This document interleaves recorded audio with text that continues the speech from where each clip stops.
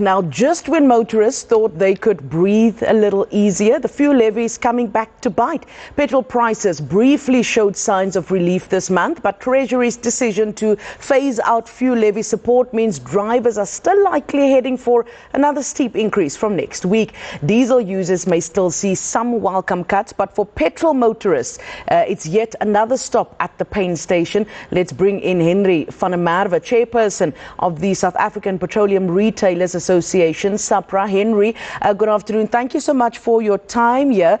Talk to me about some of the movement that we're seeing in fuel prices. Just how confident can ordinary motorists actually be in some of the forecasts that we're seeing, given some global volatility at the same time? Yes, thank you for the interview. We are concerned, but fortunately today the oil price dropped by 6%, which is good news for the consumers. Unfortunately, the levy relief is taken away, so that's 150. So where there was going to be a 8 cents relief on fuel, it's going to be an increase of about 142. But with today's good news and with the traction between USA and Iran, there might be further good news because it's only changing next week. And with diesel, the decline is about 5 Rand, 4 Rand 20, doesn't matter, but the relief there is 2 Rand. So we're going to probably see a 3 Rand relief on the diesel, which is significant. But unfortunately, petrol will increase by about 1 Rand 40 at this stage. At this stage, because as we said, there's continuous movements here. A lot of South Africans wondering, and I'm keen to get your take on it, why do South Africans so often, we feel that immediate increases, but we continue to see delayed relief at the pump? Your thoughts on that? Yeah, it's done on a monthly basis, so we take the previous month's prices. That's why, it's not, we had a discussion, should we do it on a weekly basis, but it's almost impossible to have that done on a weekly basis. So we had a discussion with the department, but it won't work. So unfortunately, it's on a monthly basis. But fortunately, at this stage, there is some time until next week because, as you can see today, that the oil price dropped of 6%, which is significant.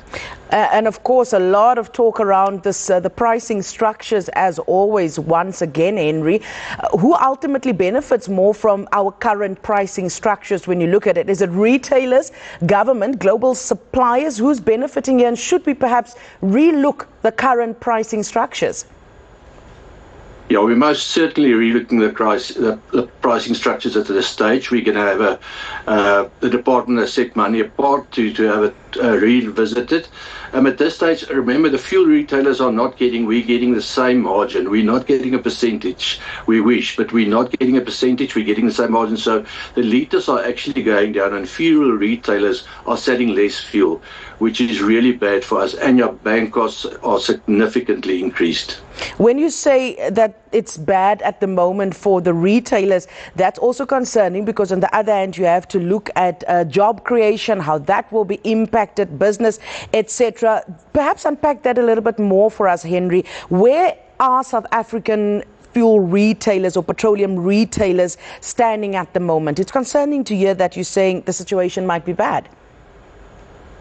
Yes, we actually had fuel retailers contacting us and saying, you know what, we are considering closing down at night. Then again, it's security of supply because of the litres that's gone down significantly. And so the fuel retailers are struggling. The banking cost, as I said, that's linked to a percentage of the fuel price. So you can just imagine how it's increased our cost. So we don't want to close at nights and things like that, but that's some stuff that needs to be considered because of high costs, the high energy costs. Remember, a lot of us, there's diesel that we're using it in generators, although there's not load shedding, there's a lot of small towns that frequently have load shedding. In conclusion then, Henry, what's the way forward here? Because motorists are holding their breaths. On the other hand, you have the situation for the retailers that you've just described. What's the way forward? You did say that certainly there's a considering of perhaps a restructuring of the pricing structure. But what's the way forward here that can benefit motorists, government, retailers, everybody, considering some of the global influence that we see? the way forward is there should be peace. The oil price should significantly reduce. You remember we went from $60 to $120 or $115. I see that there's serious talks between Iran and the USA, and if that can normalize, then everybody can go back to normal. And the normal, unfortunately, as you said, it takes a while to come through, but because we've still got the R3 that we have to pay back to government, and unfortunately the RAS matrix that we're having a look at and all the stuff that we're trying to do takes some time. That's unfortunate, but hopefully if the talks goes well and the oil price reduces, because the rand's also strengthened. So hopefully by next week we can see more of a relief than at this stage. And very briefly, Henry, the Treasury's levy phase-out approach, very quickly, you believe that's the right approach at the moment?